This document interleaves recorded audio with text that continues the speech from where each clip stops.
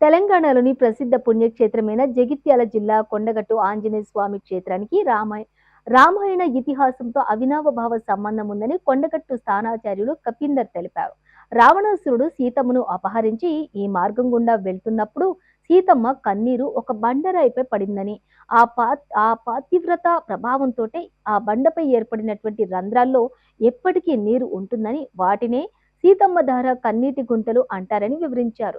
ఆ ఆనవాళ్లను చూస్తూ వచ్చిన రామచంద్ర స్వామి ఒక బండపై నిలబడి సీతమ్మ జాడ కోసం వెతికారని, ఆ బండపై ఉన్న పాదాలనే రాములవారి పాదాలు అంటారని తెలిపారు. కొండగట్టులో ఆంజనేయ స్వామికి నైరుతి భాగంలోని రామాలయం ఉందని, ఇక్కడ రామపాదకులకు నిత్యారాధన నైవేద్యాలు జరుగుతాయని అన్నారు.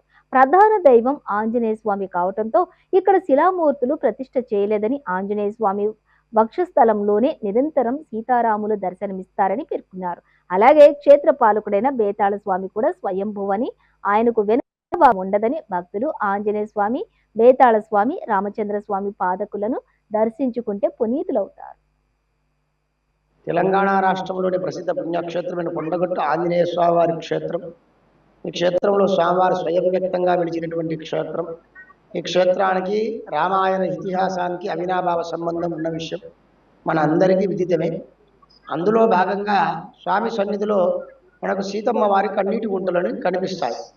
ఎందుకు అలా కనిపిస్తున్నాయంటే, రావణాసురుడు సీతమ్మ వారిని అపహరిస్తున్నప్పుడు, ఆ సీతమ్మ వారు ఈ వైపు నుంచే ప్రయాణం చేస్తున్నప్పుడు సీతమ్మ వారి యొక్క కన్నీరు ఒక బండ మీద పడితే అవి కాస్త అమ్మవారి యొక్క పాతివ్రత్యం చేత, ఆ కన్నీటి యొక్క ప్రభావం చేత ఆ బండలపై రంధ్రాలు పడ్డట్టుగా అందులో ఎప్పటికీ నీరు ఉంటాయని మనకు ప్రశస్తి. అలాంటి ఆనవాళ్లను చూస్తూ రామచంద్ర స్వామి ఈ ప్రాంతానికి వచ్చినట్టుగా, వచ్చి ఒక బండ మీద నిలబడి సీతమ్మ వారి జాడ కోసం వెతికినట్టుగా ఆ బండ మీద రామచంద్ర స్వామి రెండు పాదాలు మనకు కనిపిస్తాయి. వాటినే రాముల వారి పాదాలు అని అంటారు. రామాలయం కాకుండా రాముల వారి పాదాలు అని అంటారు. ఇది మనకు ఆంజనేయ స్వామి వారికి నైరుతి భాగంలో మనకి ఆలయం దర్శనమిస్తుంది. ప్రధానంగా చాలా మంది ఏమంటారంటే, ఇక్కడ అయ్యా ఆంజనేయ స్వామి వారు ఉన్నారు కదా, రామచంద్ర స్వామి వారికి దేవాలయం ఎందుకు లేదు అని అనుకుంటారు. రామచంద్ర స్వామి వారి పాదాలు ఉన్నాయి. ఆ పాదాలు కూడా ఆంజనేయ స్వామి వారి కంటే కింది ప్రాంతంలో ఉంటాయి. ఆంజనేయ స్వామి పై భాగంలో ఉంటాడు. ఆంజనేయ స్వామి వారికి పక్కన ఉపాలయంలో వెంకటేశ్వర స్వామి వారు, వారితో పాటు రామచంద్ర స్వామి ఉత్సవమూర్తులు మనకు దర్శనమిస్తాయి. సీతాలక్ష్మణ ఆంజనేయ స్వామి వారి ఉత్సవమూర్తులు మనకు దర్శనమిస్తాయి. ప్రతి సంవత్సరం ఇక్కడ సీతారామ కళ్యాణం కూడా మహావైభవంగా చేయడం జరుగుతుంది. అయితే ప్రధాన దేవాలయం ఆంజనేయ స్వామి కనుక రామచంద్ర స్వామి వారి యొక్క శిలామూర్తులు ప్రతిష్టాపన చేస్తే, ఇక్కడ ఆంజనేయ స్వామి కంటే మొదలు రామచంద్ర స్వామి వారికి ప్రథమ ఆరాధన, ప్రథమ నివేదన చేయవలసి ఉంటుంది. అయితే ప్రధాన క్షేత్రం కొండగట్టు కనుక పూర్వకాలంలో రామచంద్ర స్వామి పాదాలు ఉన్న చోటనే దేవాలయ నిర్మాణం చేయడం జరిగింది. అక్కడ నిత్యారాధనలు, నిత్య నైవేద్యాలు కూడా జరుగుతాయి, పాదాలకు మాత్రమే.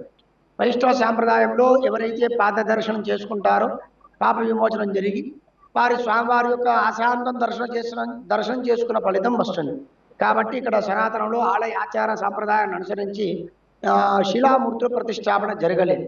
కానీ ఆంజనేయ స్వామి వారి యొక్క వక్షస్థలంలో నిరంతరం సీతారాములు ఉంటారు. మన మూలమూర్తిని కూడా చూసినప్పుడు ఆంజనేయ స్వామి వారి వక్షస్థలంలో బంగారు రాముడు సీతమ్మకు దర్శనమిస్తారు.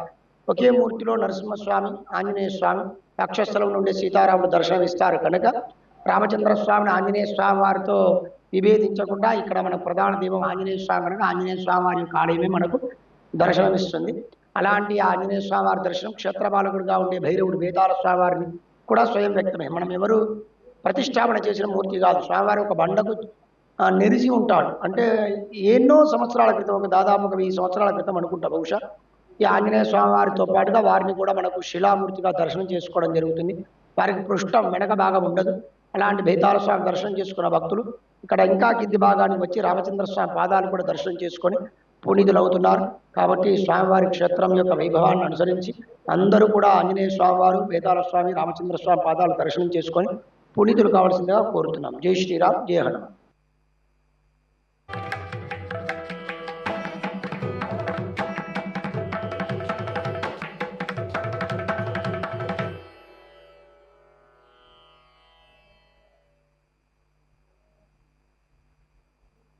ఇవి ఇవాళ ఆధ్యాత్మిక విశేషాలు. మరిన్ని విశేషాలతో మళ్ళీ కలుసుకుందాం.